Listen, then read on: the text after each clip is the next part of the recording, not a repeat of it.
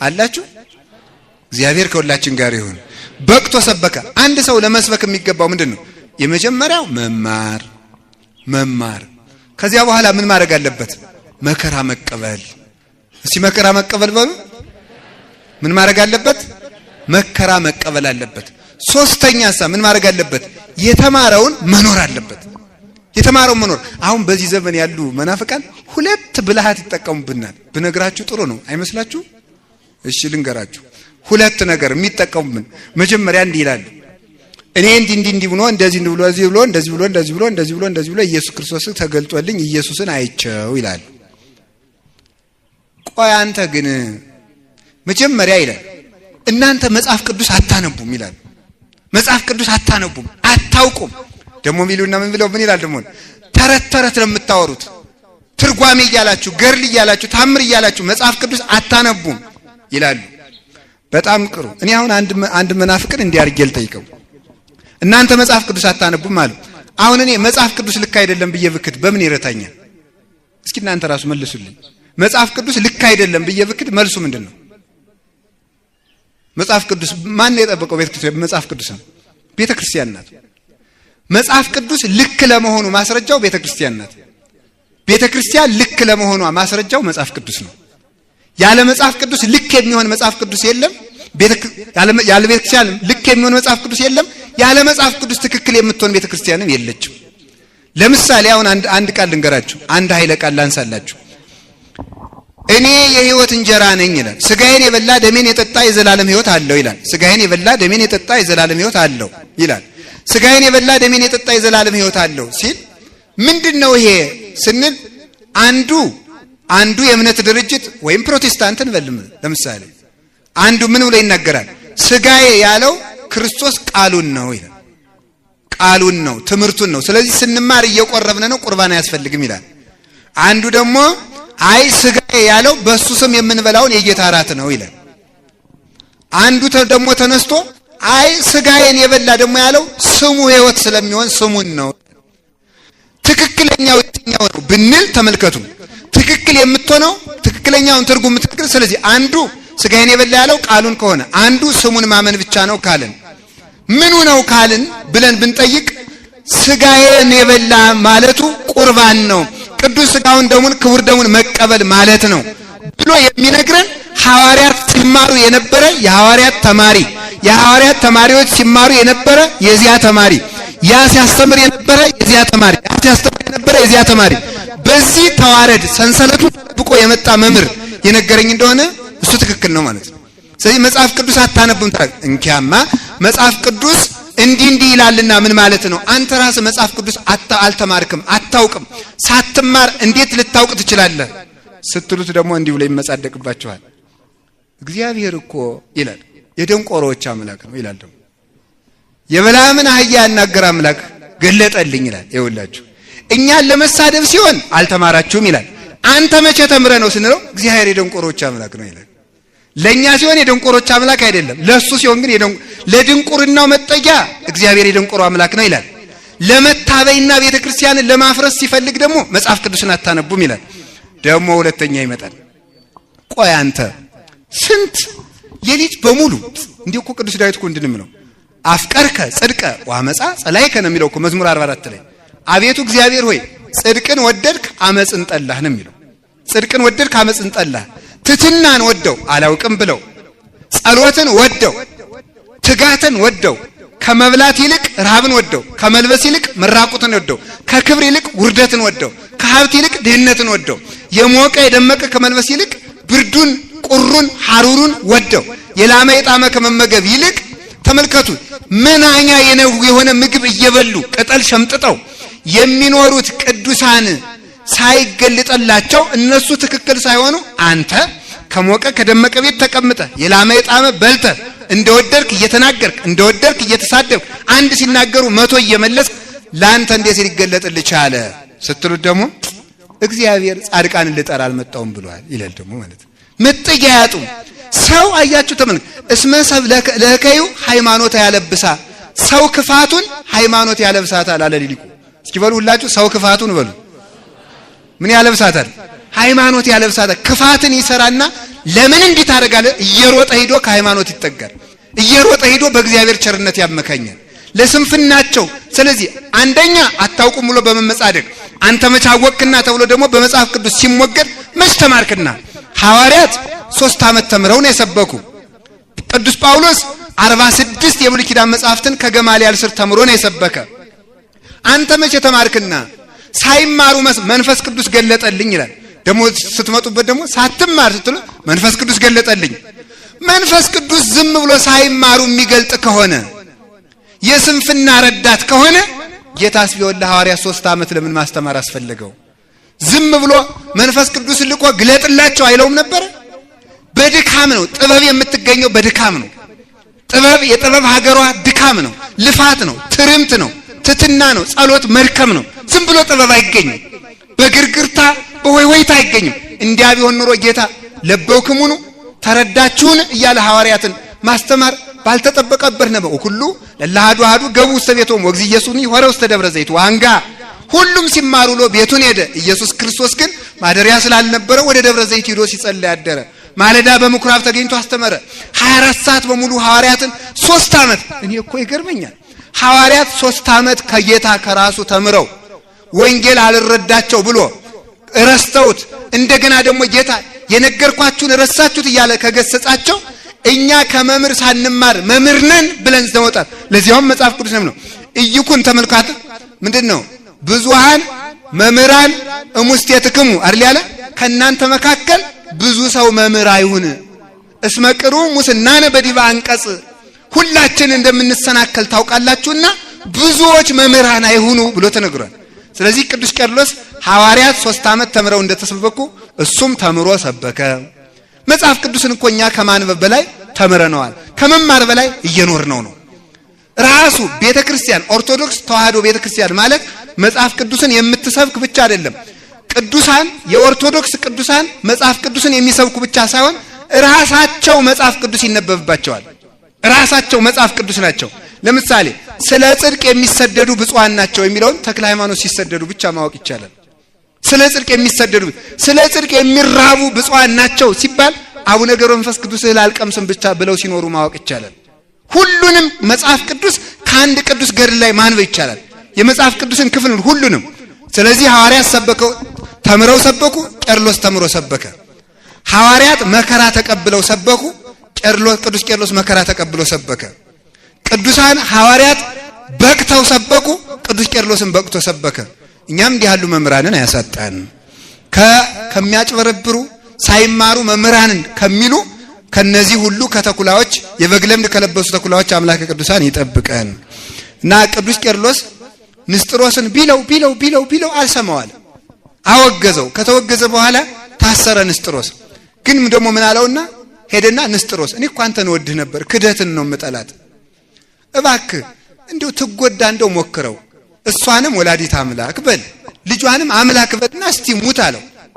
አልልም አለ። እኔ ሃይማኖቴ ገብቶኛል፣ አንተን ያልገባሃል። አይ እንግዲያስ ምላስህ ለአምላክ እናት ካልታዘዘች ላንተም አትታዘዝህ አለው። ምላሱ ተጎልጉሎ ንስጥሮስ ሞተ። ምላሱ ተጎልጉሎ እንዳልሆነ ሆኖ ሞተ። ቅዱስ ቄርሎስም በክብር የተዋሂዶ ምስክርና ምሰሶ ሆኖ አረፈ።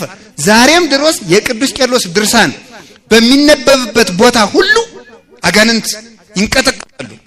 አሁን በዚህ ዘመን በዚህ 4-5 ዓመት ውስጥ እኔ አሁን ከምማርበት ሊቃውንት ትምህርት የሊቃውንት ጉባኤ ከምማርበት የቅዱስ ቄርሎስ ትርጓሜ ሲተረጎም 3 ሰዎች የቅባትና የጸጋ እምነት ተከታይ ሆነው አጭበርብረው መጽሐፍ እንማራለን ብለው ነጠላ ገብተው የቄስ ተማሪዎች ነን ብለው መጽሐፍ ትርጓሜ ቤት ገቡ። የቅዱስ ቄርሎስ ትርጓሜ ሲተረጎም ምላሳቸው ተጎልጉሎ ጮሁ። ለመምሩ ግን ቅባትን ነበር ያለው። በዚህ ዘመን የተደረገ ነው። አሁንም ቅዱስ ቄርሎስን ለሚያምነው ድርሳኑን ለሚያነብሰው በሙሉ ከክህደት ይጠብቀዋል። ከክህደት በአምላኩ ይጠብቀን። እንግዲህ ቅዱስ ቄርሎስ ስለ ጌታችን ስለ ኢየሱስ ክርስቶስ ሲናገር የተናገረው ነው። ምንድነው የሚለው? እስመ ስማ ቃላቲሁ ምግባሩ። የጌታችን የኢየሱስ ክርስቶስ የቃሉ ምስክር ምኑ ነው አለ? ንግግሩ። የንግግሩ ምስክር ተግባሩ ነው። የቃሉ ምስክር ተግባሩ ነው በሉ። የቃሉ ምስክር ምንድነው? እንዲህ ይላሉ አሞኒዮስና ኡሳቢዮስ የተባሉ ሊቃውንት በመቅድመ ወንጌል ላይ ሲናገሩ እግዚአብሔር ነባቢ ቃሊ ነው። እግዚአብሔር ይናገራል። የሚናገረውን ለመፈጸምም ስልጣን አለው። ለምሳሌ የማይናገረውን እግዚአብሔር የማይፈጽመውን አይናገርም። የሚናገረውን ለመፈጸም ግን ምን አለው? ስልጣን አለው። እግዚአብሔር ሰሚ ሳይኖርም አይናገርም። በነገራችሁ ላይ በዚህ ዓለም ላይ ንግግር የጀመረ እግዚአብሔር ነው። ንግግርን ደግሞ የጀመረ ብርሃንን ሲፈጥር ነው። እግዚአብሔር ሌሎችም ፍጥረታት በሙሉ በዝምታ ፈጥሮ እሁድ ነው ፍጥረት የጀመረ 7 ፍጥረታትን በዝምታ ፈጥሮ መላእክትንም በዝምታ ፈጥሮ 8ኛው ላይ ሲደርስ እግዚአብሔር መናገር ጀመረ። ምን ብሎ? ብርሃን ይሁን ተናገረ። ብርሃን ይሁን አለ፣ እግዚአብሔር ተናገረ፣ ብርሃንም ሆነ። እግዚአብሔር እስከዚያ ድረስ ለምን ዝም አለ? ሰሚ ሳይኖር ለማለት ይላሉ። ሰሚ ሳይኖር አትናገሩ። አሁን እኛ እኮ ዝም ብለን ሰሚ ሳይኖር እንናገራለን።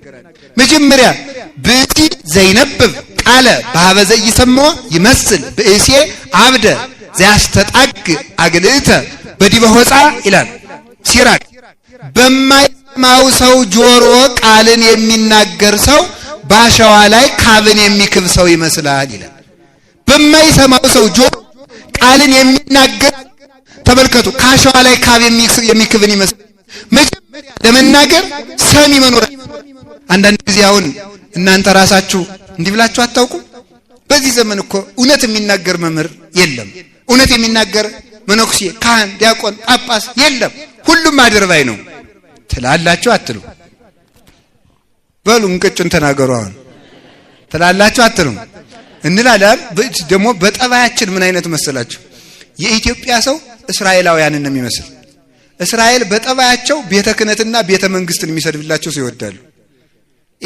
አሁን ለምሳሌ እኔ ብድግ ብዬ ብፁዕ አቡነ ገሌ ሌባ ናቸው፣ ቀጣፊ ናቸው፣ ሰው መሳይ ናቸው፣ ህዝቡ እየተበተነ ማያዙ ተኩላ ናቸው፣ ገንዘብ ነው የሚያጭበረብሩ ብል በስመ አብ አባ ገብረ ኪዳን እውነተኛ አባት ነው።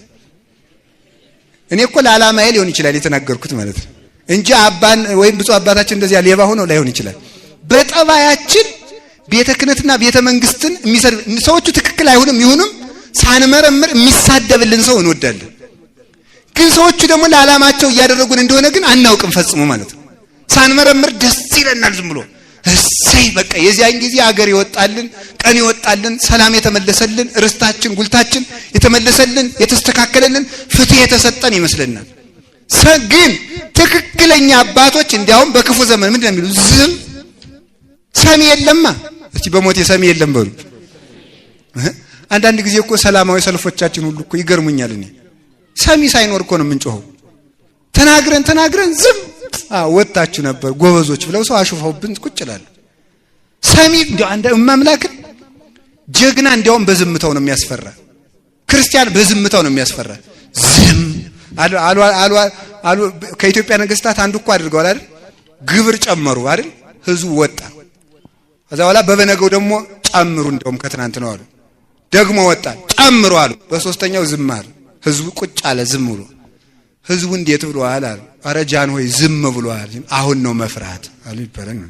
ዝም ስንል እንዲያውም እውነቴን ነው የምነግራችሁ፣ ዝም ብለን ስራ እንሰራለን። አሁን እንወጣናኛ በቀጣይ እንዲህ እናደርጋለን ታደርጉ አስባችኋል? ጥሩ ነው ይሉና እነሱ ቀድሞ ያበላሹታል። ዝም ማለት ሰሚ ሳይኖር እንኳን ሰው እግዚአብሔር አይናገርም። እስኪ በሉ ሁላችሁ ሰሚ ሳይኖር በሉ። እንኳን ሰው ማን አይናገርም? እግዚአብሔር አይናገርም። እግዚአብሔር ለምን ዝም አለን በሉ እስኪ ሁላችሁ። ሰሚ ስለሌለ ማን ይስማ? በፍጹም እኛን ዘረኛ አትሁኑ ቢለን ዘረኛ። አሁን አንዱ ጠጋይልን አባ እኔም እኮ ሰው አካባቢ ነው ሲል ነው ልጅ ደህና ነህ በል እንግዲህ ያገኛለሁ በዘር እናንተም ዘር ማን የሚሰማል? እስኪ ስጋው ደግሞ ማትቀበሉ እጃችሁን አውጡ በሉ። አውጡ ማትቀበሉ ተቀበለናል ትሉ እንዴ? ያሰት ምስክር እኮ ነው፣ ነውር እኮ ነው። በሉ አውጡ ከፍ አድርጋችሁ ይውላችሁ በሉ እስቲ። አዎ ስጋዬን የበላ በሉ ደሜን የጠጣ የዘላለም ሕይወት አለው በሉ። ይሄንን አድርጋችሁታል አላደረጋችሁም? እግዚአብሔር ለምን ዝም አለን በሉ። ሰሚ ስለሌለ። ቁረቡ ተባላችሁ አትሰሙ፣ ጸልዩ ተባላችሁ አትሰሙ። በየሜዳው አትጋቡ፣ ያለ ቤተ ክርስቲያን ሥርዓት አትጋቡ፣ በየሜዳ እየተጋባችሁ በየሜዳው እየሞታችሁ ትቀራላችሁ ተባለ። ኧረ የለም በየሜዳው መጋባት። እንዲያውም እኮ ያለ ቤተ ክርስቲያን የሚደረግ ጋብቻ የባዝራና የፈረስ ጋብቻ ነው ነው ሰለስቱ የሚሉት ማለት ቤተ ክርስቲያንም አታውቃቸውም ይላል። ሳታውቃችሁ በየሜዳው ትወድቃላችሁ፣ በየሜዳው ወድቀን እንቀራለን። እግዚአብሔርን ለመስማት ያብቃን። ኪዳን አስደርሱ ተባል፣ ወይ ወዴት! አስቀድሱ፣ ወይ ወዴት! ዳዊት ድገሙ፣ ኧረ ምንም! ታረቁ፣ ኧረ ምንም! ንስሐ አባት ያዙ፣ ወይ ምንም! እግዚአብሔር ቸር ነው። እኛ ጨካኝ ነው ብለናል። እግዚአብሔር ቸር ነው እንዴ! እስኪ ሁላችሁ ውሃ ጠምቷችኋል፣ ከወንዙ ዳዳችሁ ቆማችሁ ዋሉና እስኪ እንደው ተራኩ እንደው ይሁት ውሃ ጥሩ ነው በሉ ውሃ ጥሩ ነው። እንደገና እሺ ማር ጥሩ ነው በሉ እንደገና ጠጣችሁ አልጠጣችሁ። እግዚአብሔር ቸር ነው። ቸር ነው ግን አልተጠቀምክበትም። ቸር ነው። ቸርነቱማ ብላኝ አለ እኮ ጠጣኝ አለ። ልጄ እንጀራ ብቻ ሳይሆን እኔን ብላ አለ። ልጄ ውሃ ሳይሆን እኔን ጠጣ አለ። ማን ይስማ? ሰሚ በሌለበት እግዚአብሔርስ እንዴት አድርጎ ይስማን? ስንሰማ ነበር የሚሰማን። ዛሬም ሰምታችኋል። መሸነጋ ሳትሉ ወደ እግዚአብሔር ቤት መቅረብ ብቻ ነው እንሰማ የሚያደርገን። ሰሚ ሳይኖር ከመናገር ዝም ብሎ ለእግዚአብሔር እንዴ አልሰማችሁም እንዴ? አንድ መስፍን እኮ ኢትዮጵያ ውስጥ እኮ አደረገ። ለንጉሱ አልገዛም ብሎ ንጉሱን አልነግራችሁም። ለንጉሱ አልገዛም አለ። አልገዛም ሲል ትዕቢተኛ ነበር። እሱም በአንድ አውራጃ የተሾመ ነው። የቱ አውራጃ እንደሆነም አልናገርም። ደግሞ ዘረኝነት ነው የሚመስላችሁ። በዚያ ሲገዛ መስፍኑ ትዕቢተኛ ነው። እንዲያውም ከትዕቢተኛቱ የተነሳ የኔ ሚስት ቤተክርስቲያን ሳትገባ የምትገቢ ሴት ወዮልሽ ብሎ የሱ ሚስት ተኝታ ታረፍድና ሌት የመጡ ሴቶች እየተንቀጠቀጡ ብርድ ላይ ይቆያሉ። የሱን ሚስት ቀድማ የገባች ሴት እግሯን ትቆረጣለች። እንዲህ ያለ ትዕቢተኛ ነበር። እንዲያውም ከትዕቢቱ ብዛት የተነሳ የጉንዳን ግብር አስከፍሎ ነበር ይባላል።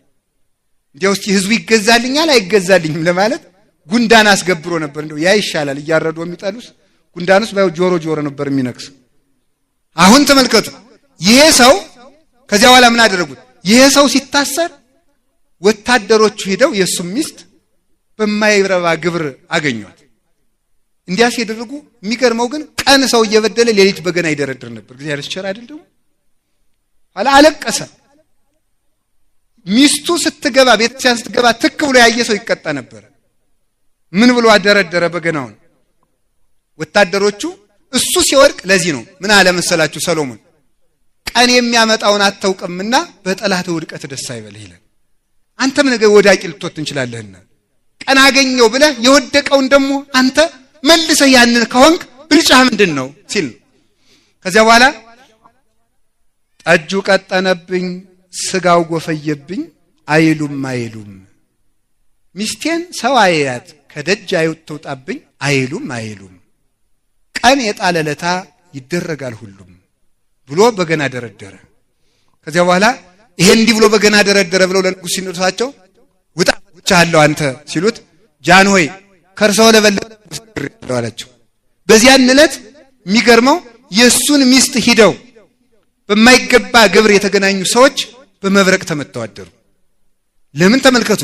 ገፋን ብሎ ቀን ሲያገኝ የገፋን መግፋት መልሶ ራስን የሚያጠፋልና። ስለዚህ ሰሚ ሳይኖር ለማይሰሙን ከሚናገር እግዚአብሔርን እየሰማን ለሚሰማን እንናገር ይቻላልና ለእግዚአብሔር እንድንናገር አምላከ ቅዱሳን ይርዳን።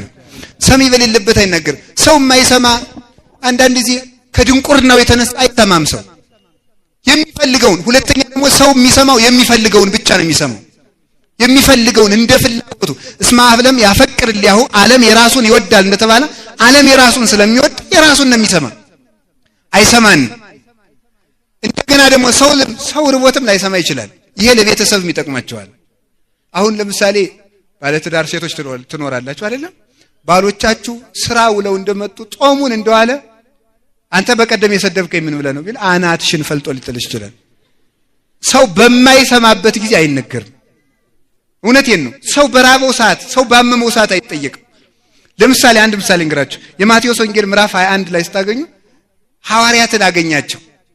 ሐዋርያትን አገኘና ጌታ ምን አላቸው?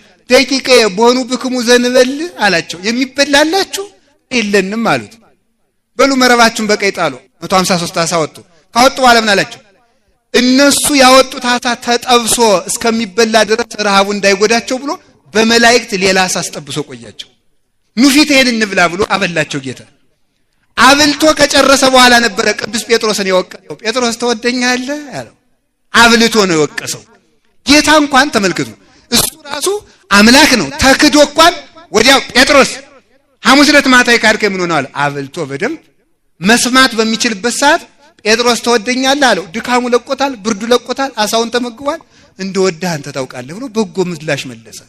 ሰውን በባሰው ሰዓት ከመውቀስ ጠብቆ በሚችልበት ሰዓት መናገር መልካም ነው። የምንናገረው ሰዓት በምንሰማበት ጊዜ እንዲሆን አምላከ ቅዱሳን ይርዳን። የሚሰሙበትን ጊዜ መርጦ መናገር ይገባል። አላችሁ የላችሁም? እግዚአብሔር ሰሚ ሳይኖር አይናገርም። አንድ ሰው እኛም ሰሚ ሳይኖር አንናገርም። ሰው ባመመው፣ በደከመው፣ በረሃበው፣ በጨነቀው ጊዜ አይወቀስበትም። እንዲያ በሆነ ሰዓት እኛ ሁሉ መረዳትና ማወቅ ይገባልና ተናግረን ሰውን ከመበደልም እግዚአብሔር ይጠብቀን። ሌላው እግዚአብሔር የማያደርገውን አይናገርም። እስኪ የማያደርገውን አይናገርም ብሎ ምን አይልም?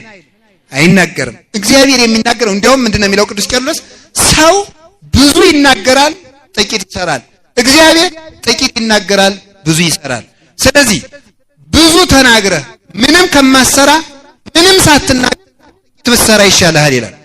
ብዙ ተናግረህ ሰምታችሁኛል። ብዙ ተናግረህ ምንም ከማትሰራ ጥቂት ተናግረህ ምንም ሳትናገር ጥቂት ነገር መስራት ይቻላል። አሁን ብዙዎች እኮ ብዙ ነግረው ምንም ሳይሰሩልን ቀሩ። አልሰማችኋቸው? ኢትዮጵያ እንዲህ ትሆናለች፣ ኢትዮጵያ እንዲህ ትሆናለች፣ ኢትዮጵያ እንዲህ ትሆናለች። እንዲያውም ፊትማ እንደሰማነው ፀሐይ ላይ ሁሉ ደን የምንበላ ነበር ያስመሰሉ። እዚያ ላይ ማይድ የምንበላ ብዙ ነግረውን ምንም አልሰሩልንም። እግዚአብሔር ግን ጥቂት ተናግሮ ብዙ ሰራ። እስኪ ጥቂት ተናግሮ በሉ ምን ሰራ? ብዙ ሰራ። ለምሳሌ ዛሬ ማን ነው? አቤት ቀኑ ሐሙስ አይደል? ሐሙስ ለምሳሌ አሳ በባህር ውስጥ ያለው አሳ ስንት ይሆናል? እስቲ ገምቱ። 1000 2000 10 ሚሊዮን ስንት ይሆናል? አቤት አናውቅም በሉ። ጥሩ ነው፣ እሱ መልስ ነው። ከዚያ በኋላ ተመልከቱ፣ ይሄን ሁሉ አሳንበሪውን፣ ጉማሬውን፣ አዞውን ይሄን ሁሉ ለመፍጠር አሁን ጉማሬ ተፈጠረ፣ አሁን አሳ ተፈጠረ አይደለም። ባህር አውጭ አላት፣ አወጣች። ይሄን ሁሉ የፈጠረው በአንድ ቀን። ጤፉ፣ ስንዴው፣ በቆሎ በዓለም ላይ ስንት እጽዋት አሉ? ዛፉ፣ ወይራው፣ ምሳናው አቅሜን በቁሻለ ይሁሉ ምን ቆጥረዋል? ምን ሁሉ ተቆጠ? ምን ስንት ጊዜ ተናግሮ ቆጠረው ነው? ታብቅል ነው ያለ። ዝም ብሎ መሬት ታብቅል ሲል ይሄን ሁሉ ፈጠረ። ታብቅል ብቻ ብሎ እኮ ነው። ከዚያ በኋላ ረቡ እስቲ ከዋክብትን ቁጠሯቸው ስንት ይሆናል? ምንድን ነው ያለ? ዝም ብሎ ለአብሩ ብርሃናት በሰማይ፣ ብርሃናት በሰማይ ላይ ያብሩ ሲል ቁጥር የሌላቸው ከዋክብት ተፈጠሩ። ፀሐይ ተፈጠረች፣ ጨረቃ ተፈጠረች። እነዚህ ሁሉ ያብሩ በሚል ቃል ነው የተፈጠረ። በአንድ ቃል ይሁን ሁሉ ሰራ። ሰማይና ምድርን ለይኩን ይሁን አለ፣ ፈጠራቸው። ዝም ብሎ አሰበ። 7 ሰማይ ከዚህ በላይ ያን ሁሉ ሰማይ፣ ይሄንን ሰማይ፣ ይሄንን ምድር፣ 7 5ቱን የዓለም የመሬት ዓለም፣ 9ኙን የእሳት ዓለም፣ የነፋሱን ዓለም፣ የውሃውን ዓለም በዝምታው ብቻ ፈጠረ። ጥቂት ተናግሮ ብዙ ይሰራል። እኛ ደግሞ ብዙ ተናግረን ምንም አንሰራ። አሁን ፉከራ እንዲሁ በሞት ይያጫል። እንዲሁ አፈርሰውን እንዲሁ በየፌስቡኩ መለፍለፋችሁን አቁሙ። እንዲሁ በእግዚአብሔር ይያጫዋል። እንደዚህ እንዲሁ መሳደብ፣ በስድብ እንዲሁ መደሰት፣ አንድ ነገር ሳንሰራ ብዙ ማውራት። አሁን እንዲህ ታቅዷል። ሌሎች እኮ ሊያጠፉን እንኳን አይናገሩም እኮ። ሊያጠፉን እንኳን ጥፋታቸውን ሲገልጡት ብቻ ነው የምናውቀው። እኛ ዝም ብለን እስቲ እግዚአብሔር ያሳያችሁ፣ ክርስቶስ ያመልክታችሁ አላችሁ። ስለዚህ እግዚአብሔር የማይፈጽመውን አይናገርም። እሱ ብቻ እንዳይመስላችሁ። እግዚአብሔር ስራውን ሰርቶ ሲጨርስ ይናገራል። እስኪ ምን አላችሁኝ? ሰርቶ ሲጨርስ ይናገራል። ሰርቶ ሲጨርስ ይናገራል። በጣም ግሩም ነው። ለምሳሌ አንዳንድ ቀን እንዲህ ይላል ሰይጣን ቀረብልና የእግዚአብሔር ልጅ ክርስቶስ ይለዋል። መረጃ ለመሰብሰብ እኮ ነው እንጂ ነው አይደለም። ቆይ አንዳንድ ቀን ይርባዋል፣ አንዳንድ ቀን ደግሞ እንጀራ ያበረክታል፣ አንዳንድ ቀን ይፈራል፣ አንዳንድ ቀን ደግሞ አይዟችሁ የሰናፍጭ ቅንጣት ታክል እምነት ቢኖራችሁ ይህን ተራራ ትነቅሉታላችሁ ይላል። ሰው ማን ነው ብሎ ይግራይገው የእግዚአብሔር ልጅ ነህ ይለዋል። ዝም ይለዋል። አንተ ሰይጣን ከኋላ ይለዋል። ኋላ እንዲህ ሲል ኋላ ሰርቶ ጨረሰ። ስራውን ሰራ። 33 ዓመት ምስጢሩን ጌትነቱን በምስጢር እየገለጠ ቆየና ግን እኔ አምላክ ነኝ የሚለውን በምስጢር ደብቆ ቆየና ስራውን ሰርቶ ጨረሰ። ሲያልቅ ዓርብ እንዲህ አለ ሰይጣን። ዓርብ በመስቀሉ ጠርቆ ሲይዘው ወመስቀሉ ቀተሎ ለጽል ይላል ቅዱስ ጳውሎስ ቆላስይስ ምዕራፍ 2 ቁጥር 14 ላይ በመስቀሉ ጥልን ደመሰሰው ይላል። አንዳንድ ጊዜ መናፍቃኑ እንዲላሉ ጥሌት ያባታችን የሞተበት ነው መስቀልና እንይዘውም ይላሉ። በመስቀሉ የሞተ ማን ነው? ዲያብሎስ ነው። ዲያብሎስ ነው አባቴ እያሉ ነው ማለት ነው። እንግዲህ በመስቀሉ ዲያብሎስ ሞተ ነው የሚለው። በመስቀሉ ሞት ሞተ። ሞትንም ጠርቆ ቀድሞ ይገልበት ከነበረው መንገዱ አስወጣው ነው የሚለው። በሳት ዛንጀር በነፋስ አምላኬ ለምን ታደገኒ እንደ መቃጥን ማለት ነው። መቃጥን እንግዲህ የከተማ ሰው ብዙ ያውቀው ታውቃላችሁ እንዴ? አታውቁትም? መንጠቆስ አታውቁትም? በቃ ምን እላችኋለሁ እንግዲህ ይሄ ረጅም የሆነ ሸምበቆ ናት እና ጫፏ ላይ ቆለፍ ያለች ሹል ብረት የተሳለች ብረት ይደረግባታል። እዚያ ላይ ጭብጦ ይደረግባታል። ጭብጦም አታውቁም? እሺ ዳቦ እሱ ይደረግበታል ማለት ነው። ጭብጦ የሚባለው በተልባ በኑግ በቅቤ እናቶቻችን ጨብጠው ቂጣውን ጋግረው የሚሰጡት ነው። በጣም ግሩም ነው በእውነቱ ማለት ነው። ዛሬ እኮ ዝም ብሎ እንደው የከተማ ሰው አበላልም አያውቅም። ማምላክ ዝም ብሎ ይሆን ያልሆነው ማለት ነው። እዚያ በኋላ ዲው እግዚአብሔር ይጠብቀን ብቻ እና እንደዚህ ያረግና ሲያበቃ አበላል ማለት ሆዳሙ ነው አይደለም። ብዙ ከመብላት እንደው መጽሐፍ ቅዱስ ምንድነው የሚለው? የተበላሸ ምግብ ልብ ያበላሻል ይላል። እውነቴን ነው። የደፈረሰ ምግብ ልብ ያደፈረሰ የሆነ ያልሆነውን አትብሉ ብሎ በገበያው ሁሉ መብላት መንገድ ለመንገድ እንደው እንዳሳማ ዝም ብሎ እንደው ማምላክ ቦታ ሳይመርጡ መብላት። እንደው ክርስቲያን እኮ ጠንቃቃ እኮ ነው በእውነቱ ማለት የተጠነቀቀ ነው። በየቦታው አይዝረከረክም አላችሁ። እግዚአብሔር ከሁላችን ጋር ይሁን። እግዚአብሔር ከሁላችን ጋር ይሁን። ስለዚህ ያንን ጭብጦውን ምን ያደርጉታል? ከቆላፋ ብረት ያደርግና አሳ አጥማጁ ምን ያደርገዋል? ባህር ውስጥ ይከተዋል። ሲከተው አሳው ጭብጦውን ለመብላት ይመጣል። ከቶት ነው የሚመጣ። ጭብጦውን ቅምስ ሲያደርግ ምን ያደርገዋል? ቆላፋው ብሎ ጉሮሮው ላይ ይገባል። ያን ጊዜ አሳው ሲንፈዳፈድ አሳ ገባ ማለት ነው ብሎ ሳብ አድርጎ ያወጣዋል ማለት ነው በመንጠቆ ብረት። ግን አሳው የመጣ እንጀራውን ወይም ዳቦውን ቂጣውን ብሎ የመጣ ልክ እንደዚህ ይላል እነ ቅዱስ ቄርሎስ ሲተረጉሙ። አሳ የተባለ ዲያብሎስ ነው ይላል። አሳ የተባለ ዲያብሎስ ነው።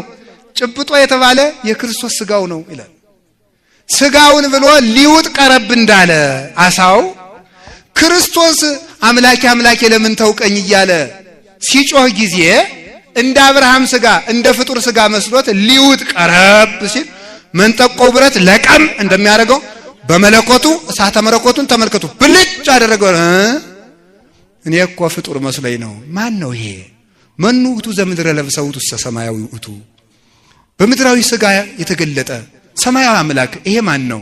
እኔ ያላውቅ ብዬ እንጂ እሱማ አልቦ ዘአርገ ውስተ ሰማይ ዘእንበለ ዘወረደ እምሰማይ ወልደ እጓለ እመሕያው፣ ከሰማይ ከወረደው በቀር ወደ ሰማይ የወጣ የለም ብሎ ነግሮኝ አልነበረምን? መኑ ውእቱ ዘምዚያሄ ይጼው፣ ምርኮን የሚማርከኝ ይህ ማን ነው?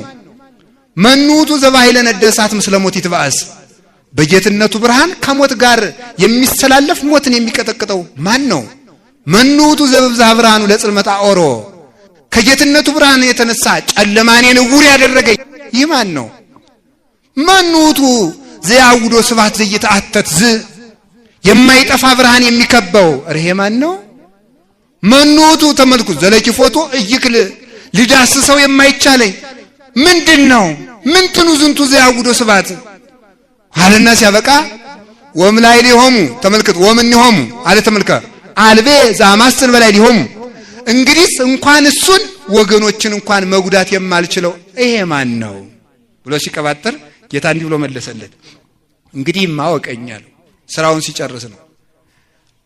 ዝንቱ ውእቱ ኢየሱስ ክርስቶስ ዘተጸቅለ ዘቦቱ ጸጋማይ የማና የኮነ ወታይታይ ከመዘላይ ላይ ወደ ሐራይ ከመዘቀዳማይ እማ በግራ የነበረውን አዳም ወደ ቀኝ መለስኩት አለው ያልከውን አንተን ወደ ባህር ጋነም ይወረወርኩ የተዋረደውን አዳም ከፍ ያደረግኩት ከፍ ያልከውን አንተን ያዋረድኩ እኔ ኢየሱስ ክርስቶስ ነኝ እወቀኝ ብሎ በዕለተ ዓርብ ጌትነቱን ገለጠ። ሰርቶ ሲጨርስ ጌትነቱን ገለጠ። በሰማይ የሰማይ ጌታ መሆኑን ፀሐይን አጨልሞ ጨረቃ እንደማልብሶ ከዋክብትን አርግፎ የምድር ጌታ መሆኑን አለቱን ሰንጥቆ ሙት አስነስቶ የመቅደስ መጋረጃ ቀዶ ጌታ መሆኑን ለዲያብሎስ ገለጠ። ሰርተን ጨርሰን እንድንናገር አምላከ ቅዱሳን ይርዳን።